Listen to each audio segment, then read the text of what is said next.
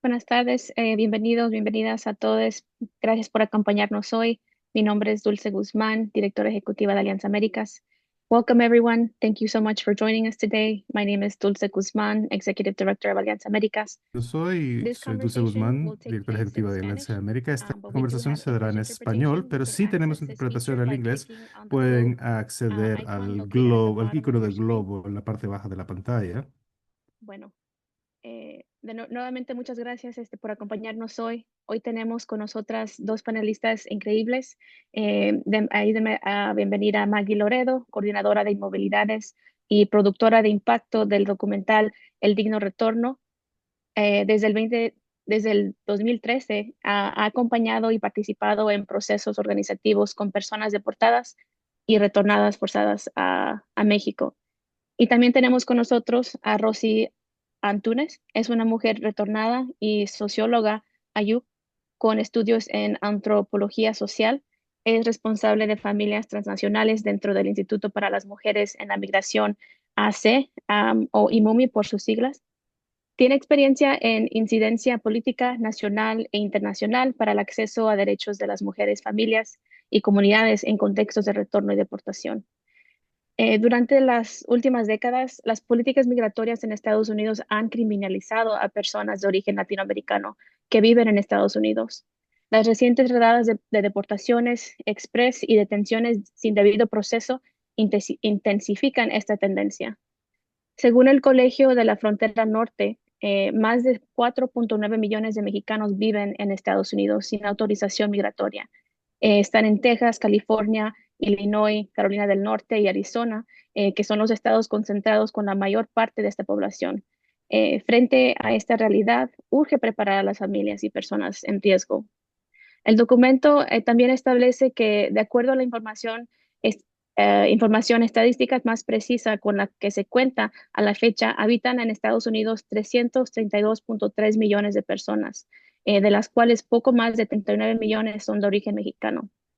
La política antiinmigrante impulsada por la administración actual, la expulsión masiva, las redadas y detención arbitrarias están impactando a nuestras familias económica, física y emocionalmente. Como organizaciones de base en este país, continuamos trabajando y abogando por los derechos de nuestra comunidad. Y es necesario continuar impulsando la organización de nuestras comunidades y construir resiliencia y resistencia. Sin embargo, estamos claros que se está llevando a cabo una política de miedo y persecución con prácticas que separan a nuestras familias, dando como resultado la detención y deportación expedita sin derecho ni acceso a la representación legal y sin garantizar la protección de los derechos humanos de las personas y sus familias. Esta iniciativa tiene el propósito de empoderar a nuestras comunidades con información y recursos que les sirva para tomar control sobre su situación y tomar decisiones informadas para su bienestar y el bienestar de sus familias y amistades. Es imperante preparar a las familias. El desconocimiento conlleva que las personas sean vulnerables ante las situaciones y necesidades que presentan una deportación. Conocer nuestros derechos, y qué sucede y qué hacer después de una deportación ayuda a que las familias puedan prepararse con un plan familiar y otros recursos y información. Ahora, para comenzar nuestra conversación, quiero empezar con una pregunta a ambas, que es, ¿qué información básica deben conocer las personas en riesgo de deportación antes de llegar a México? Maggie, ¿gusta decir primero?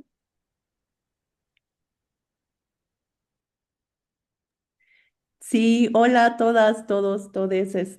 Muchas gracias por la invitación, Alianza Américas, para poder compartir este espacio virtual. Creo que hay muchas cosas que queremos ir como compartiendo, desmenuzando como poco a poco, de lo que las personas ya han hecho y pueden seguir haciendo, como creo que resuena un montón con esto que compartes de esta intensificación de esta política de miedo y de persecución, como si bien es algo que ha sido una realidad por mucho tiempo, como lo estamos viendo de una manera como muy cruda, muy intensificada, muy como en los ojos, en la cara, en las calles, ¿no? Y yo creo que algo de lo que queremos compartir, Rosy y yo, en este espacio, pues como dices, son cosas muy prácticas, y sobre todo porque las personas ya están como teniendo sus planes como familia, y como que lo que queremos compartir es que sean otras cosas que puedan incluir en esos planes, pero ya en el momento de la deportación, como hay información de conocer los derechos cuando estás en Estados Unidos, como cuando te detienen, pero ¿qué pasa como cuando ya estás en el centro de detención, cuando ya te han dicho que tu familiar o que tú mismo vas a ser deportado? Como que pensamos que es que algo que puede ayudar mucho, incluso desde conocer los puntos en los que las personas van a ser deportadas, como que se familiaricen como con los nombres, como para que se puedan orientar en ese primer momento. Queremos compartir como que tengan los contactos, como que también son procesos que toman un poco de tiempo, en el sentido de que si tienen familiares o tienen algún tipo de vínculo en el país de donde nacieron o donde van a ser deportados, como que puedan ir construyendo o reconstruyendo o tratando de tener comunicación, porque sabemos que las dinámicas digo, Rosy y yo vivimos en Estados Unidos también, entonces como que no es fácil mantener los vínculos con familiares, ¿no? Entonces como ¿qué pasa si tengo una tía, una prima, una amiga en algún lugar y puedo estar en contacto con esas personas? Puedo aprenderme su número de teléfono, como una vez que ya están en México, como queremos compartirles más como qué hacer en ese primer momento cuando llegan, ya sea por frontera o algunos vuelos que están llegando, y ahí Rosy puede compartir más, pero qué hacer en esos momentos, como qué estrategias, y esto lo hemos aprendido de las personas que hemos acompañado a lo largo de 8 años, como 10 años, y qué estrategias han hecho, ¿no? Como cuando se mantienen juntos, por temas de seguridad, como que cosas muy concretas, pero no sé, Rosy, si quieres agregar más a eso y podemos irlo como profundizando. Sí, claro, pues información básica, como ya lo dice Maggie. Las personas tendrían que tener al menos dos números de teléfonos memorizados. Sabemos que las personas tienden a ya no memorizarse los números de teléfono, incluida a mí misma, pero va a ser súper como vital poder tener estos números de contacto de una persona en Estados Unidos o bien también una persona aquí en México. ¿Esto por qué? Porque cuando son detenidas las personas y son llevadas a los centros de detención, lo que sucede es que les retiran sus pertenencias y bueno, como duran días estando en los centros de detención, los celulares se descargan.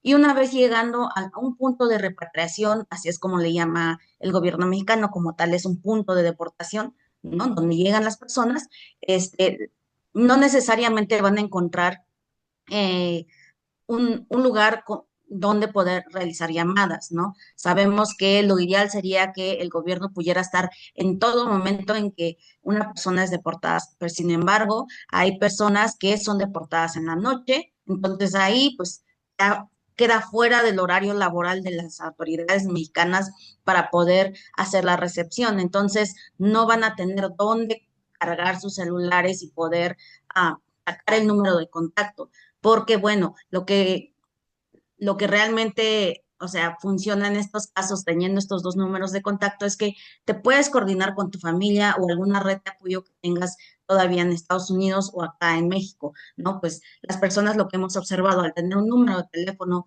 de un familiar o contacto, inmediatamente llaman para avisar de que ya fueron deportadas. Entonces eso también implica pues darle algún tipo de certidumbre a las familias, ¿no? De que sepan que ya no estás en detención, porque en los centros de detención nunca te avisan cuándo vas a ser deportado o deportada. Entonces lo hacen de manera aleatoria. Eh, y bueno, también así pueden estas personas coordinarse con alguna red de apoyo aquí en México. Si se quedan en frontera o se van a sus lugares de nacimiento o a otra parte de México para al menos estar pues, en lugar seguro, ¿no? Es súper esencial los números de teléfono, pues dado a las condiciones de seguridad este, de falta de seguridad que existen en estos puntos de repatriación. O sea, compartir también que en la frontera norte existen 11 puntos de repatriación, ¿no? Em, y existen dos otros lugares donde pueden ser deportadas las personas también. Actualmente son en el estado de Tabasco y en el estado de Chiapas. Esto puede variar, ¿no? Esto es a través de vuelos que llegan las personas y llegan a los aeropuertos internacionales de estos dos estados en este año, de lo que va del 2025 hasta acá, son esos dos aeropuertos. En años anteriores habían sido en otros como son Ciudad de México, el Estado de México, ¿no? Morelia, que es en Michoacán, Jalisco, Querétaro, Puebla, este, sin embargo, claro, por esta situación, digamos, pues de imposición del gobierno de Estados Unidos, lo que está haciendo es que está llevando los vuelos lo más alejado posible de la frontera. Por eso ya no se dan vuelos en el centro del país. Lo que están haciendo es mandar a las personas hasta los estados de Chiapas y Tabasco. Y no, las personas no necesariamente que son enviadas a esos dos estados nacieron en esos lugares, ¿no? Hemos nosotras monitoreado y también otras organizaciones en la frontera sur han monitoreado que personas de Zacatecas, de Jalisco, personas que son de los estados del norte están siendo enviados hasta la frontera sur, ¿no? Claro, pues, el gobierno de Estados Unidos no va a estar preguntando a la persona, oye, ¿tú de qué estado eres? Y a ver por dónde te envío. Simplemente es una forma de, este, desalentar que la persona quiera volver a reingresar a Estados Unidos, ¿no? Entonces, eso es como lo básico, saber que hay 11 puntos de repatriación, ¿no? Más los otros dos lugares que son en los aeropuertos. Recomendamos mucho que puedan preguntar a las autoridades quienes los reciben, cuando sí hayan autoridades quienes les reciban, en dónde están. Y claro, también recomendarles que hagan la solicitud de autobuses, boletos de autobús, al lugar donde ellos quieran. ¿Por qué? Porque el gobierno mexicano lo que hace es, bueno, aquí tu documento me dice que tú naciste en, no sé, en Jalisco. Bueno, pero si tú no tienes a ningún familiar o no te sientes seguro en esa parte de México, pues tendrías que tener la posibilidad de que puedas ir a otra parte donde tengas a alguien que te va a apoyar, ¿no? O sea, porque es súper vital estar en un espacio seguro y no de manera nada más retórica, sino realmente segura, ¿no? Donde puedas tú coordinarte con tus familias sanamente, ¿no? En tus procesos de posdeportación o retorno. Y dado también el contexto, sabemos que México es un lugar súper violento, ¿no? Entonces hay personas que son de Michoacán, pero pues simplemente no es una opción para ellas y ellos, ¿no? Entonces, muchas personas lo que hemos visto que ante esa situación de que el gobierno mexicano les dice, pues es que, ¿sabes qué? Tu boleto te lo voy a dar así donde marca tu acta de nacimiento. A mí me dice que tú eres de Michoacán y allá te voy a enviar. Entonces, mucha gente desiste de, de solicitarlo a otra parte y terminan en situación de calle en las fronteras, ¿no? Entonces, están vulnerando de nueva cuenta a la población, pues, migrante, ¿no? Que ha estado en estos procesos de movilidad. Entonces, sí, reclamar y ponérseles, pues yo diría el tú por tú a estas autoridades porque tenemos esa capacidad de reclamar a nuestras autoridades de dónde queremos irnos para sentirnos más seguras y que justamente, eso va a implicar bastante en lo que devenga de tus procesos de postdeportación, porque lo esencial que nos han dicho personas deportadas, o sea, mi primer minuto y mis primeros pasos dentro de territorio mexicano a mí me marcaron, ¿no? O sea, porque la mayoría de las personas en la frontera sí son sujetas a situaciones de violencia por parte del crimen organizado y las propias autoridades en los puntos de repatriación. Entonces, esa que serían como tener en consideración que los van a enviar a 11 puntos de repatriación, a dos posibles aeropuertos, solicitar que les den sus boletos de autobús a donde ellos quieran se sientan más seguros, también a solicitar que les impriman documentos de identidad porque está en su plano esta estrategia que ha sacado el gobierno mexicano, ¿no? Entonces creo que eso es a grandes rasgos, pero también ahorita creo que vamos a ahondar aún más en todos los detalles. Sí, muchas gracias, Maggie, Rosy. Sí, hay diferentes maneras que podemos entrar en profundidad a todo lo que acabas de mencionar. Quiero hacerte un poquito más, pedirte un poquito más de clarificación sobre qué más pueden hacer las personas cuando lleguen. ¿Hay programas o recursos donde pueden llamar? Sé que dijiste que tratar de memorizarse dos números. ¿Hay algún número en México donde puedan llamar por si estén buscando recursos o orientación en el país, ya sea con el gobierno o organizaciones de sociedad civil? Ahí, también iba a decir que otro de las cosas muy importantes que hacemos mucho hincapié en el momento de la llegada, de la recepción, es que el Instituto Nacional de Migración, es decir, la autoridad en México que recibe a las personas cuando están dentro de este horario, como dice Rosy, em, les tienen que dar una hoja que es blanco y negro, tamaño carta, como una hoja que se llama constancia de repatriación, que es como este documento que pues básicamente dice que la persona es deportada, ¿no? Que es repatriada a México y tiene su foto en blanco y negro, tiene creo que un código QR, ¿verdad, Rosy? Pero tiene sus datos como básicos y muchas veces cuando las personas no traen un documento de identidad otro, eh, porque se los quitan, porque no se los entregaron al momento de que Estados Unidos los deporta. Esta hoja es lo único que tienen que acredita su identidad, ¿no? Que les identifica. Entonces, que no la tiren, muchas veces pues te dan un montón de papeles o ya estás como en una situación pues sí, complicada, y quieres deshacerte de papeles, pero esa hoja como que sí les hacemos el hincapié que no la tiren, que la conserven. Si hubiera cualquier tipo de programa que ahorita pues podemos ahondar más, pero realmente no es que haya tantos programas o que haya programas eficientes en México que sean exclusivamente para personas deportadas y que estén como creados para las necesidades de las personas deportadas, no hay como tal. Este, pero sí nosotros, por ejemplo, tenemos un directorio que hicimos en común, tanto IMUMI como Inmovilidades, de organizaciones, como que eso también es algo que pueden hacer para prepararse, como que sepan qué organizaciones hay, ahora que hay redes sociales, como que las sigan en redes sociales, que sepan qué tipo de trabajo hacen. Yo creo que, digo, ante todo, como el organizarse, tanto aquí como allá, es lo que muchas personas y familias todas hacemos en algún punto de nuestras vidas a diferentes escalas, pero que sí conozcan las organizaciones. No son tantas tampoco, pero sí hay organizaciones como IMUMI, como Comunidad en Retorno, como ODA, como en Tijuana, al otro lado, que tiene un Binational Deportee Welcome Center, está Kino Border en Nogales, como quizás tienen diferentes capacidades o a lo mejor se enfocan en diferentes tipos de servicios o de apoyos, pero creo que parte del plan también puede ser conocerlas, seguirlas, que guarden también los contactos, a lo mejor que tengan esos números apuntados.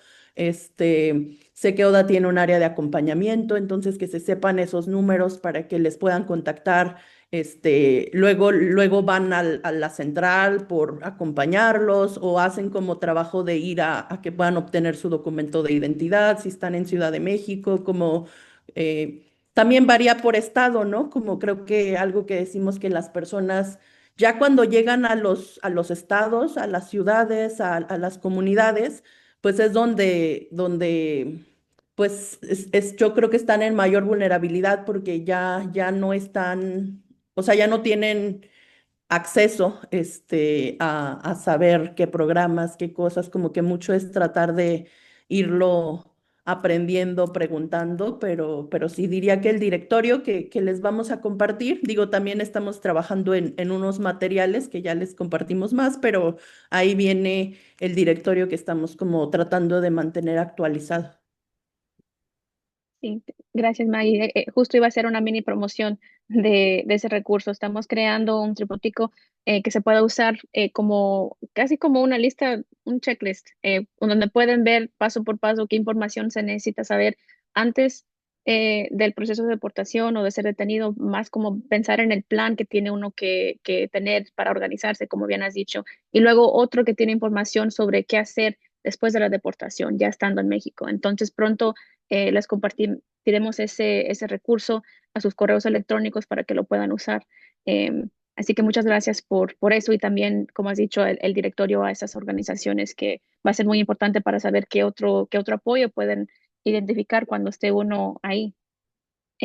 Ahora quiero preguntar, y creo que tocaron un poco, pero hay apoyos. Hemos escuchado mucha promoción del gobierno de México de diferentes programas y iniciativas que están teniendo para la comunidad deportada o retornada. Entonces me gustaría saber qué son esos apoyos o programas que dice ofrecer el gobierno de México tras la repatriación. Sí. Bueno, existe esta cosa que se llama la estrategia México te abraza. Y que, bueno, salió justo el día siguiente o el mismo día que tomó posesión el actual presidente de Estados Unidos. Em, y como tal, queremos nosotros también hacer hincapié, ¿no? Que es una estrategia, no es un programa, no deviene de algún tipo de política pública, sino bien viene desde esta percepción que tiene el gobierno mexicano de que lo que se avecina o se avecinaba con la entrada del actual presidente de Estados Unidos es una crisis de deportaciones masivas, ¿no? Algo similar o sea, a la narrativa que también se colocó durante su primer mandato. Sin embargo, creo que todas sabemos que donde sí hubo como toda esta población que fue deportada a grandes escalas fue durante la administración del expresidente Obama, ¿no? Entonces, hasta el momento nosotros como Limumi no hemos observado que hayan crecido los números de personas deportadas, ¿no? Como lo mencionaba Maggie, sino lo que sí ha cambiado son las formas de detención, las formas violentas en que son detenidas y tratadas las personas. Entonces, a través de esta estrategia, lo que se enuncia es que en esos 11 puntos de repatriación, o sea, los 11 puntos a través de la frontera, solamente en esos puntos, porque no en el resto del país, ¿no? Se desplegarían y se desplegaron ya albergues temporales. Entonces, esto no es algo que vaya a subsistir de manera indefinida, sino bien hasta el momento que el gobierno mexicano diga, bueno, aquí ya no estamos observando una crisis, ¿no? Entonces, simplemente pueden retirar esos albergues en esos 11 puntos de repatriación. Lo que hemos observado nosotras también es que en esos lugares sí hay, o sea, sí existen estas dependencias que se enuncian. En esta estrategia se dice que va a estar la Secretaría de la Mujer, que va a estar la Secretaría del Bienestar, Educación, Trabajo a través del Sistema Nacional de Empleo, o sea, están las representaciones y oficiales de estas dependencias. Sin embargo, eso no quiere decir que esas personas tengan la capacidad y tengan la sensibilidad hacia las personas deportadas y retornadas, porque desconocen el contexto. Todas estas instituciones son las mismas que sirven a la población que nunca migró o que se ha mantenido viviendo aquí en México, ¿no? Entonces, no hay como un acercamiento diferenciado. Sus programas que se están ofreciendo, ¿no? Como son, lo ha dicho la actual presidenta y su equipo desde el Ejecutivo, es que se les va a permitir a las personas que puedan recibir los programas sociales del bienestar, todo lo que sea bienestar, ¿no? Como sabemos que es, pues, pues la bandera de esta actual administración. Entonces, lo que nosotros hemos visto es que, bueno, para poder acceder a esos programas, pues necesitan las personas tener algunos requisitos con los que no cumplen. ¿Por qué? Porque han estado fuera durante muchísimos años. Entonces, para poder acceder a esos programas va a tomar meses, o sea, para que la persona pueda acceder a ellos, porque previo va a tener que realizar un sinfín de trámites para poder obtener esos requisitos, ya sea como documentos de identidad, ¿no? Porque es súper difícil poder obtener esos documentos de identidad una vez retornas, porque, bueno, si no lo saben, lo compartimos, algo que compartimos mucho, pues las organizaciones civiles que trabajamos con población retornada, es que pues en México no se aceptan o no se hacen válidos los documentos expedidos en los consulados, como es la matrícula consular, ¿no? El pasaporte expedido en el exterior, la credencial para votar en el exterior, aunque los quieras utilizar aquí, no te los hacen válidos. Entonces, si son los únicos documentos que con los que cuenta la persona deportada para poder acceder a estos programas sociales del bienestar, pues no se los van a hacer válidos, ¿no? Entonces, no ha habido como toda una capacitación, difusión de información por parte del gobierno mexicano sobre estas condiciones bajo las que están llegando las personas, ¿no? Sobre los documentos con los que están llegando.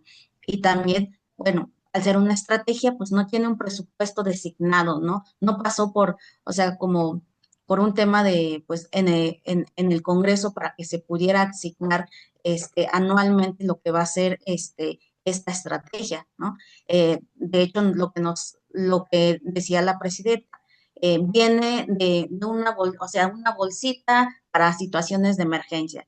Entonces, realmente no nos están contemplando, no contemplan a la población deportada y retornada como una población de atención prioritaria, ¿no? O sea, y que con ello pues pueda haber políticas públicas de Estado, o sea, que transversalicen en todas las políticas públicas y programas sociales, ¿no? Las necesidades y condiciones de las personas deportadas. Entonces, esa estrategia funciona solamente en la frontera.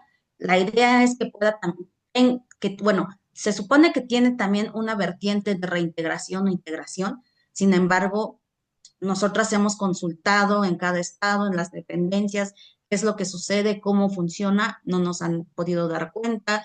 Eso sí, sabemos que a la mayoría de las personas ahora les están dando una tarjeta de 2,000 pesos para que puedan utilizarlo durante el traslado de punto de repatriación a sus lugares de nacimiento donde los están enviando, pero pues también para ello han habido como em, pues no sé, como no tienen muy certero ni el propio equipo de la actual administración cómo funciona eso. Algunas personas les dicen, algunos albergues les realizan el trámite y de ahí les dicen, bueno, ya que llegues a tu comunidad, puedes ir a recoger tu tarjeta, pero ¿dónde?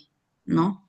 Entonces, nosotros hemos preguntado hasta a las propias dependencias del bienestar cómo se realizan estos trámites, cuál es la ruta. Entonces, no hay una ruta definida, o sea, todo es simplemente, ahí están los logos de las instituciones y sí están presentes las instituciones en los albergues, sin embargo, pues la atención a las personas deportadas no es nada más en la frontera, en el momento efectual de la deportación, sino bien es todo un proceso longevo, ¿no?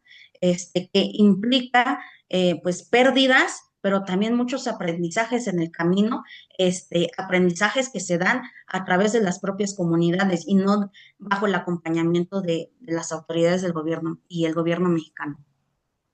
Sí, eh, tienes mucha razón, Rosy. Estas son cosas concretas que puede hacer el gobierno para asegurar que las personas que están siendo deportadas puedan tener acceso a estos servicios de los que se hablan.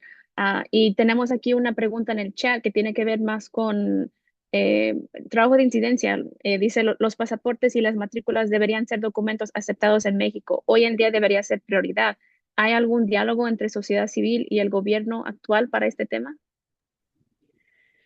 Pues es que uno de los retos, yo creo, o sea, además de que esta situación, como ya explica Rosy, o sea, está vista como una situación de crisis o de emergencia, como que tendríamos que cambiar primero eso, ¿no? Como esto no es una situación nueva, no es una situación que se está dando desde enero de este año, como que no, como que cambiar esa narrativa de que es una crisis, es una situación de emergencia y por eso se instalaron estos albergues temporales, este tipo de estrategia.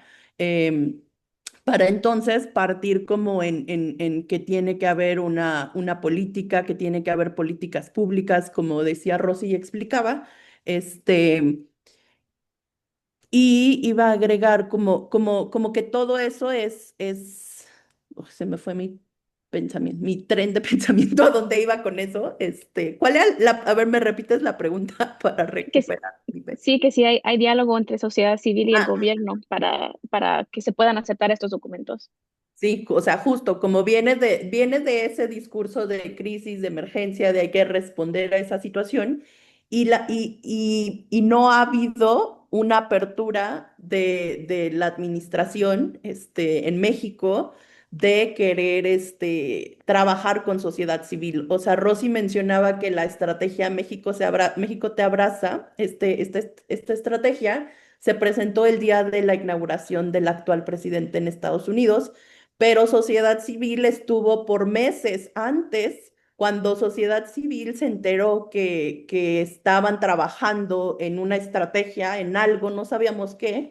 Estuvo sociedad civil insistiendo en querer tener mesas de trabajo para conocerla, porque además hay organizaciones que llevamos muchos años acompañando y trabajando con personas deportadas, que bien podíamos como apoyarles, ¿no? En decirles como esto sí, esto no, esto es lo que necesitan.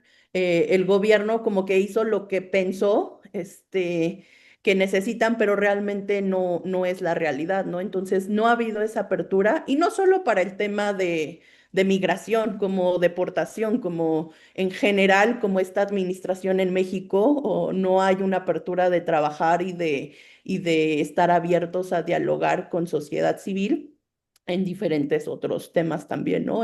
Pero en este que estamos, como creo que es muy evidente, que solamente ha sido pues promoción, o ha sido como acciones de esta estrategia que no son sostenibles, y no son suficientes, y no están respondiendo a lo que necesitan las personas cuando son deportadas. Sí, ustedes han dicho muchas veces en varios espacios que no es que la deportación apenas empezó en enero de este año, sino han estado sucediendo. Entonces ya ha habido un gran trabajo de organizaciones como las de ustedes, capturando cuál es el impacto y la necesidad de la comunidad. Entonces sí es importante que se pueda abrir más espacio para tener esos diálogos y asegurar que en verdad se estén respondiendo a las necesidades de la comunidad. Ujú. Quiero ahora cambiar un poquito el tema, porque la otra parte de la conversación es hablar de cómo se pueden preparar las personas aquí en Estados Unidos. Entonces ya han hablado de los puntos, los 11 puntos de repatriación, algunos de los apoyos que conocer o que saber, pero hay cosas que pueden hacer las personas desde ahorita en Estados Unidos si están en riesgo de una deportación, o quizás si están pensando en un retorno forzado. ¿Qué son esos trámites que pueden tener ahorita, o acciones que pueden tomar para asegurar que estén preparados?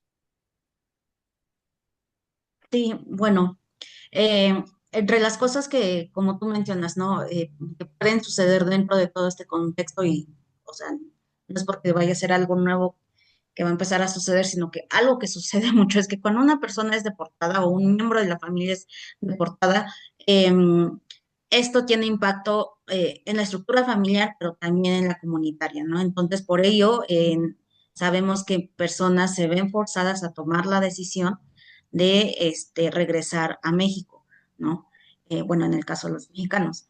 Em, y esto, ¿qué implica? Que la deportación de una persona pues va a impactar a más de de un individuo o una persona, y en ese sentido pues las necesidades en términos de derechos son más amplias, ¿no? Y diversas en ese sentido también. ¿Por qué? Porque, bueno, las necesidades de una mujer deportada, de un niño o niña nacida en Estados Unidos, son distintas. Entonces, dentro de una misma estructura familiar, así como decimos en Estados Unidos que existen familias de estatus mixto, pues en México tiende a ser una situación similar, ¿no? Porque, bueno, dentro de una estructura familiar puede haber el papá que fue deportado, pero la mamá que junto a este diálogo familiar, pues está viéndose forzada a retornar a México con tal de sostener la unidad familiar, ¿no? Entonces va a haber una persona retornada también, pero también va a haber esa niñez que no está retornando, sino bien está llegando o emigrando hacia México, ¿no? Entonces, esta población lo que necesita tener en consideración es que es vital, ¿no? Tener los documentos, porque aquí en México todo eh,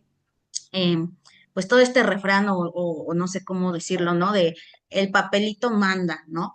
Entonces, en México, pues sí, si no tienes documentos de identidad, o sea, te va a ser súper difícil poder acceder a tus derechos, a la atención médica, a que puedan inscribirte a la escuela, a que puedas obtener una vivienda para rentar, a que puedas obtener un trabajo. Entonces, lo esencial en términos de la niñez nacida en Estados Unidos sería que tramiten la doble nacionalidad desde allá, a través de los consulados. Sabemos que ahorita pues, también los consulados están rebasados porque no tienen la capacidad de sostener todas las necesidades de las personas ahorita, pero pues en el ideal tendría que realizarse a través de esas oficinas consulares porque los requisitos cambian una vez estando en México, ¿no? Entonces, y los requisitos son aún más difíciles de conseguir porque resulta que solamente puedes obtenerlo en Estados Unidos. Y si has sido deportada o simplemente no tienes un documento de regular ingreso hacia Estados Unidos, simplemente no vas a poder obtenerlos, ¿no? Entonces, tramitar la doble nacionalidad a través de los consulados es primordial. También poder, al menos descargar a través de la página del Gobierno de México, la CURP, ¿no? Y así poder identificar si estás en el sistema o no. Entonces eso ya te prepara. Si no aparece tu CURP, quiere decir que no estás en el sistema y al menos te preparas mentalmente a que va a tener que ser todo un trámite que tengas como prioritario una vez regreses, ¿no? Porque, bueno, a través de los registros civiles se tiene que hacer todo pues todo ese trámite. También que las personas puedan, pues lo que siempre se menciona, ¿no? Y creo que eso lo hace muy bien Alianza Américas y las organizaciones que pertenecen a ella, que puedan designar a alguien, ¿no? Con una carta poder, ¿no? Para temas de custodias, para temas de bancos, ¿no? Dinero que tengan en el banco, personas de mucha confianza, porque a pesar de que somos todo, nos podemos sentir en como comunidad indocumentada, sabemos que también hay situaciones pues que no estamos preveyendo, ¿no? Donde puedan tomar ventaja pues, de nuestras condiciones actuales. Entonces, eso porque, bueno, una vez lo que hemos visto nosotras es que si a una mujer es deportada o un hombre es deportado, va a ser muy difícil que pueda obtener la custodia de nueva cuenta si el Estado se queda con la custodia del niño o la niña, ¿no? Entonces, y tiene un lapso de tiempo muy específico que muchas veces desconocemos, ¿no? Entonces, si en 6 meses no lo reclamaste, va a ser muy difícil poder obtener de nueva cuenta esa custodia, ¿no? Entonces, hay personas pues que como no saben y también el gobierno mexicano no tiene una ruta de atención para familias que fueron separadas, sus hijas y las custodias están bajo el gobierno estadounidense, pues estas personas no saben que se les está acabando el tiempo para poder realizar esos trámites de recuperación de custodias, ¿no? Entonces, eso también es súper esencial, que mejor puedan dotar a una persona de confianza, con una carta poder para poder tomar decisiones sobre sus hijas e hijos, ¿no? Entonces, eso a grandes rasgos creo que ahí Maggie puede ahondar más como en otras especificidades. Yo me quedé en cuáles. No, o sea, creo que sí, justo digo lo que menciona Rosy de cosas que son importantes incluir y que son cosas que se pueden hacer en los consulados. Igual también los documentos escolares, creo que también como que juntar los documentos escolares que tengan, si ya se graduaron de high school, por ejemplo, en el caso de los jóvenes, que tengan el diploma, que tengan los transcripts, si bien ya no se requiere, por ejemplo, una apostilla para revalidar los estudios de high school o de incluso universidad, sí es importante que traigan su diploma original, que traigan sus transcripts, en el caso de universidad, que traigan su plan de estudios, donde vienen todas las materias, y todo el currículum, para que eso facilite al momento de empezar el proceso, que también es muy complicado, sobre todo universidad, pero en el caso de prepa, que traigan todos esos documentos puede facilitar al momento de ir a la escuela y querer ingresar al niño o niña. Y, y creo que también Digo, tener una lista de todo esto, yo sé que suena bastante y que luego no hay citas en los consulados o en algunos sí, como que cada consulado también tiene sus propias dinámicas, pero creemos que sí es muy importante como hacer esta lista y asegurarse de que si pueden tener los pasaportes, tanto en el caso de los niños de Estados Unidos, si ya tienen la doble nacionalidad, pero que también si pueden, tienen los recursos económicos para que puedan tramitar los pasaportes de Estados Unidos y de México, que saquen actas de nacimiento, más de una, o sea, si pueden sacar 3 o 4 actas, no está de más que tengan, duplicados originales como de las actas para cuando ya están acá en México. Es más difícil obtener un acta de nacimiento estadounidense. Entonces creo que es importante, como dice Rosy, pensar en los perfiles de las personas, aunque es una misma familia, hay necesidades diferenciadas. Este, en el directorio, digo, pues sí, hay necesidades diferenciadas como en cuestión de cosas como tangibles, como los trámites o ese tipo de cosas, pero también en cómo viven la experiencia cada quien, ¿no? Una vez estando ya acá en México.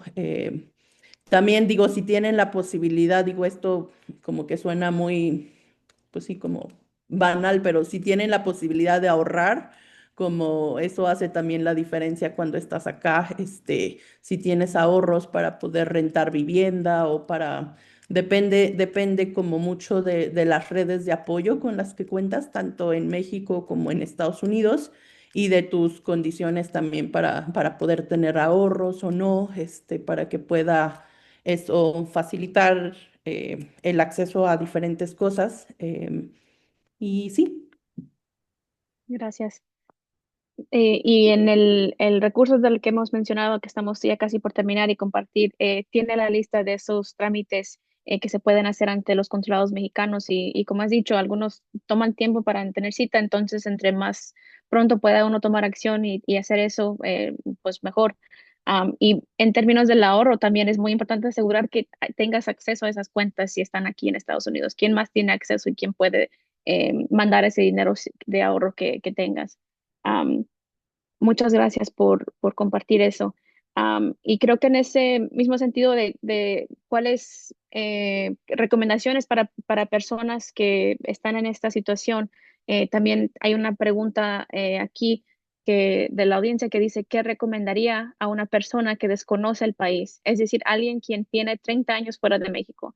Es una persona presa fácil de extorsión o otro tipo de situación de riesgo, ¿cuál sería algo importante a considerar para su protección y cuidado?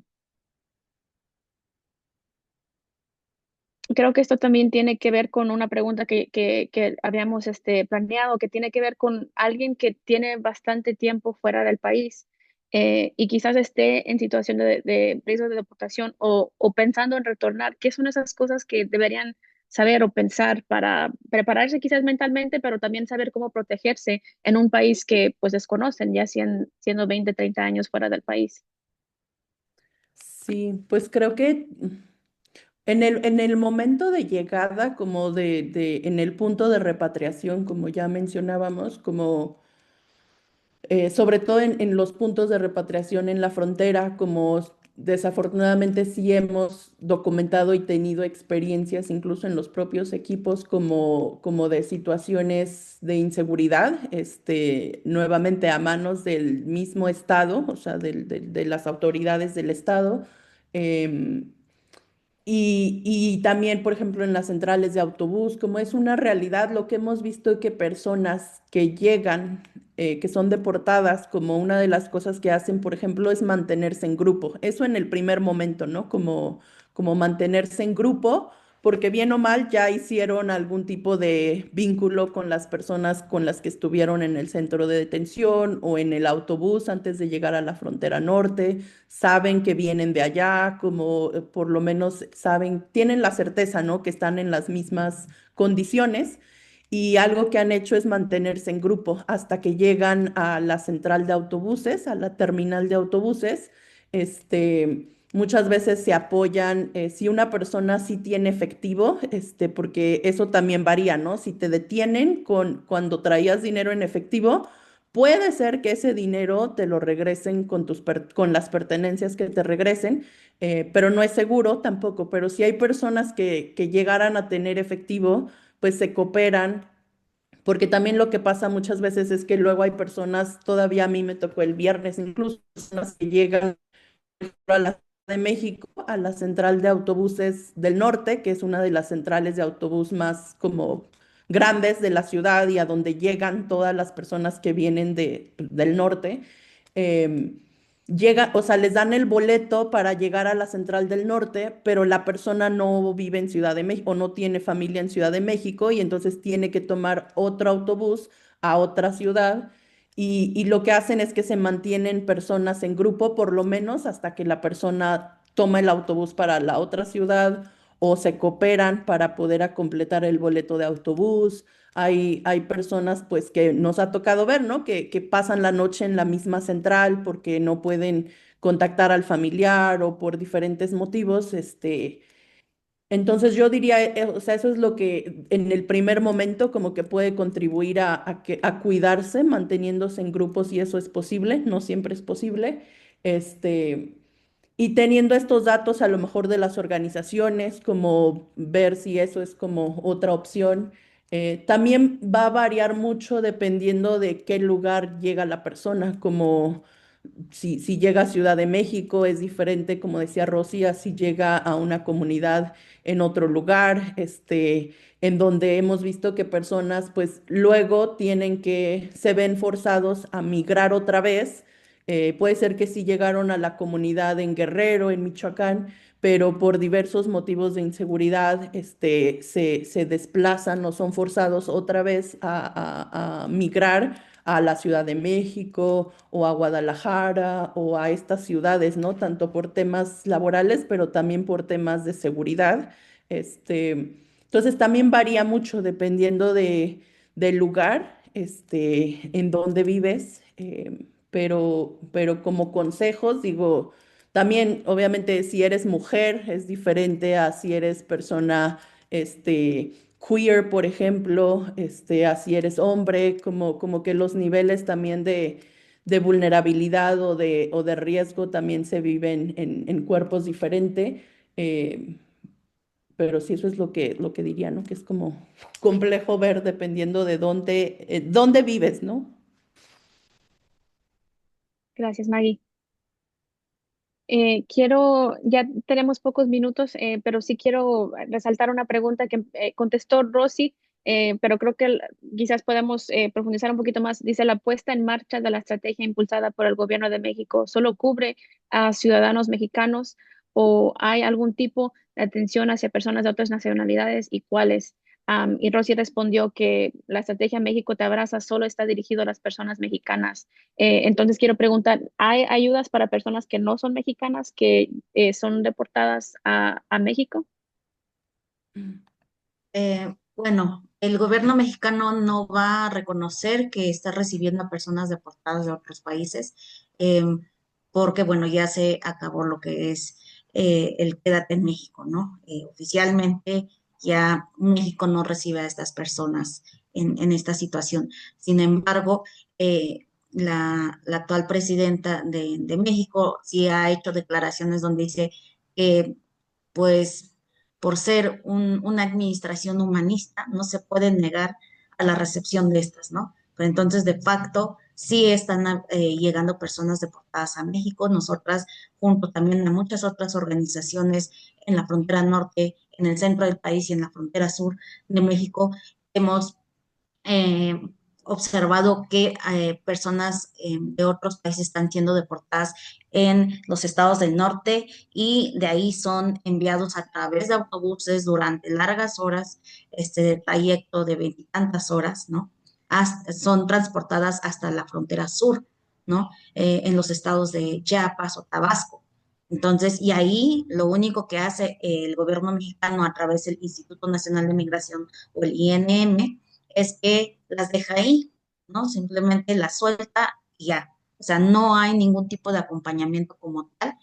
¿no? Por parte del gobierno mexicano hacia esta población. Lo que también hemos observado que en otras ocasiones las personas extranjeras que son deportadas en la frontera norte son enviadas a través de estos autobuses eh, y enviadas a o sea, centros de detención o estaciones migratorias, como se conocen aquí en México. Entonces, es muy discrecional, todavía no podemos identificar muy bien cuál es el criterio que aplican para saber cuando una persona extranjera deportada a México la van a enviar a una estación migratoria, mientras que a otras simplemente las van a soltar en las calles, ¿no? Entonces, como tal, no existen así como estrategias o programas de atención a personas deportadas de otros países, porque sería como, pues sí, darse pues un tiro ellos mismos, ¿no? Lo que sí sabemos que existen organizaciones civiles, existen algunos albergues por parte de sociedad civil en la Ciudad de México. Empezamos a ver albergues instalados por el propio gobierno de- del local o del ejecutivo local, que es la Ciudad de México, ¿no? Entonces, en donde pues se han llevado a las personas que se han pues quedado acá en México, ya sea por deportación o porque estaban solicitando asilo en Estados Unidos. Sin embargo, pues eso también ha acarreado muchas situaciones de violencia, porque no ha sido como de manera tan voluntaria y como consentida por parte de la población migrante extranjera, ¿no? Porque, bueno, existían campamentos en la Ciudad de México y todos estos campamentos fueron desmontados por el gobierno local de la Ciudad de México en las noches, ¿no? Entonces, bajo, justo bajo la oscuridad, pues también atropellos a derechos humanos de la población asentada en estos lugares, ¿no? Entonces, sin algún tipo de acompañamiento, o sea, sin algún tipo de garantía de acompañamiento una vez llegando a los albergues, porque también nosotras cuestionamos qué es lo que va a haber para la niñez que llegue a este albergue. Les van a ustedes acompañar a través de una ruta de atención para que ingresen a la escuela, para que sean atendidos médicamente. O sea, realmente todo eso está en construcción, es lo que nos han dicho. Sin embargo, pues, mientras están pues atropellando los derechos de esta población que ha sido deportada o bien se ha quedado aquí en México. Muchas gracias, Rosy, por ese contexto, y por nuevamente resaltar el trabajo que las organizaciones de la sociedad civil están haciendo y han estado haciendo por mucho tiempo en México para responder a estos desafíos. Em, Tenemos unos minutos más, entonces me gustaría preguntarles a ustedes qué otras recomendaciones tendrían ustedes para las personas que están en esta situación. Y quiero eh, también mencionar, como hemos estado diciendo en la conversación, hay personas que por la situación actual se sienten que quizás estarían mejor regresándose al país, pero sabemos que es un poco más complejo que eso. Entonces, no sé si ustedes tengan recomendaciones en términos de qué debe de considerar uno en términos del cambio grande que hay cuando uno toma esa decisión. Eh, Quien quiera empezar.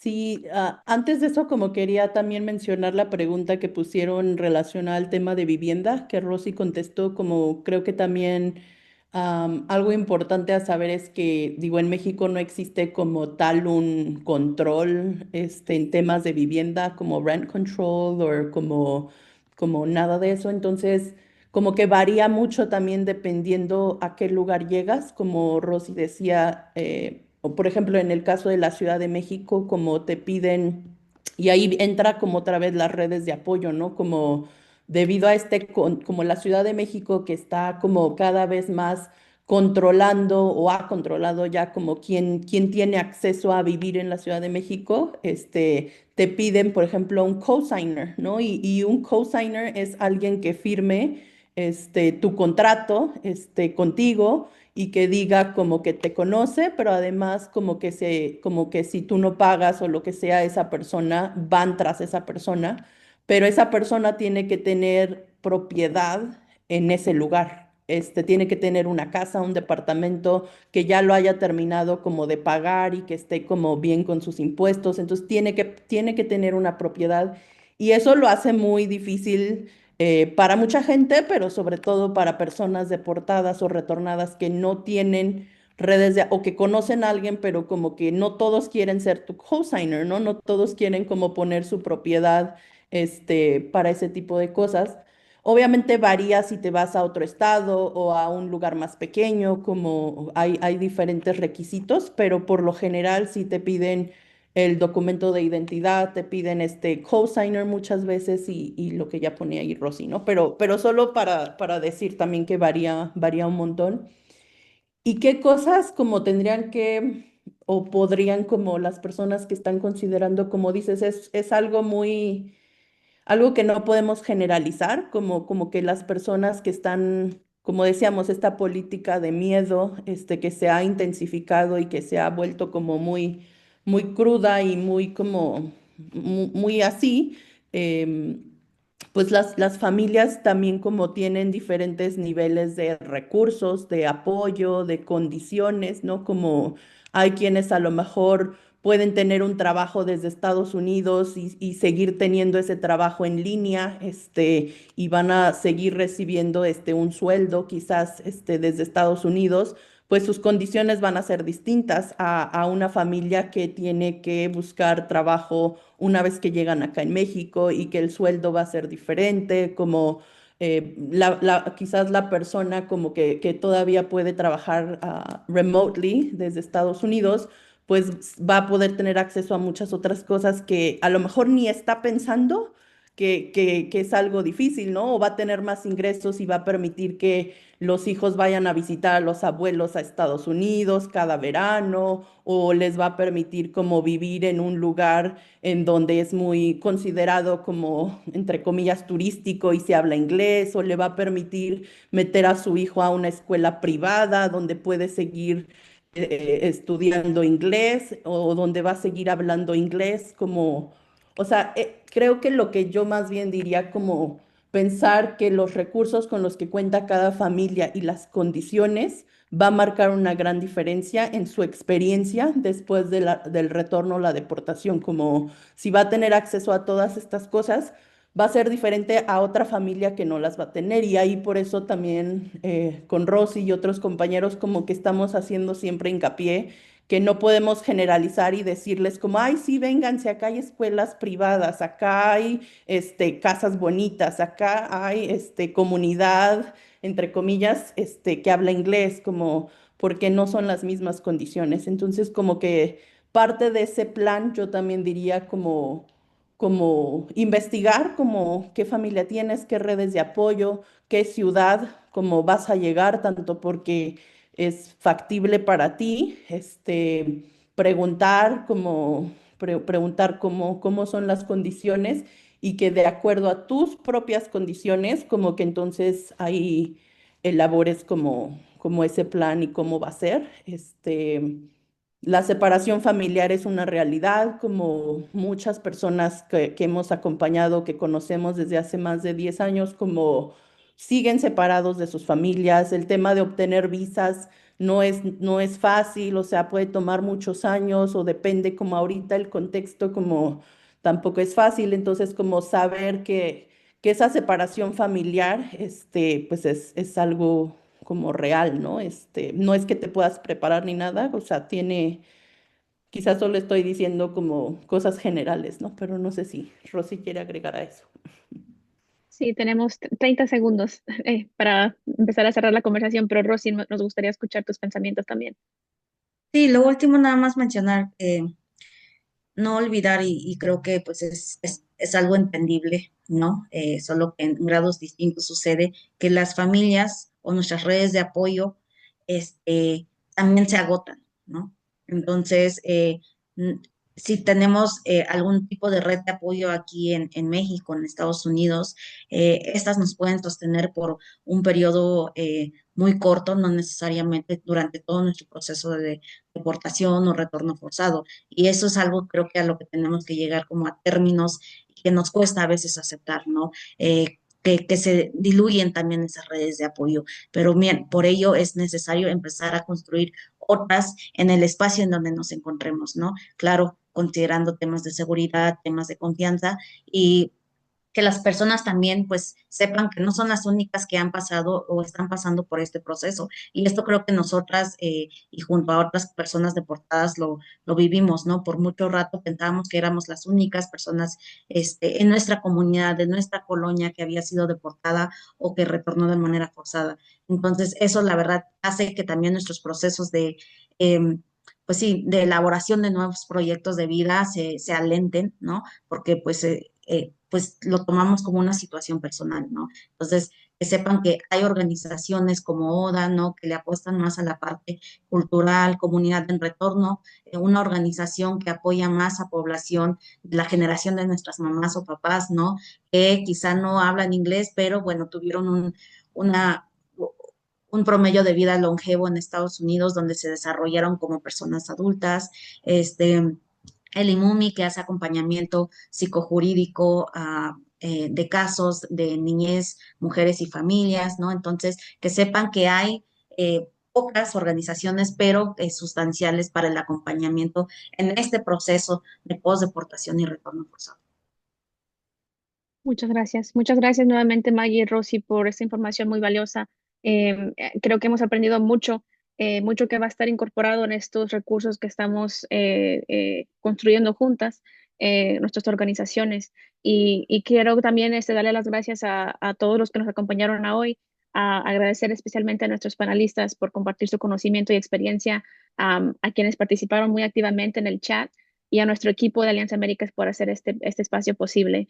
Nuevamente, como empezamos la conversación, el propósito de tener estas conversaciones que sí son difíciles, pero necesarias, es para asegurar que nuestra comunidad esté informada y se sienta empoderada en entender el proceso aquí en Estados Unidos, pero también en México. Y como ya bien han dicho los panelistas, hay una red de apoyo en México y también en Estados Unidos que estamos incidiendo y abogando por nuestros derechos, para que así nos podamos sentir estamos en hogar en Estados Unidos, pero también al llegar a México vamos a ser acopiados por organizaciones como las de ustedes.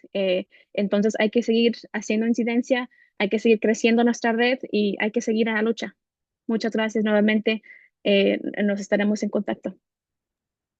Gracias. Gracias a todas.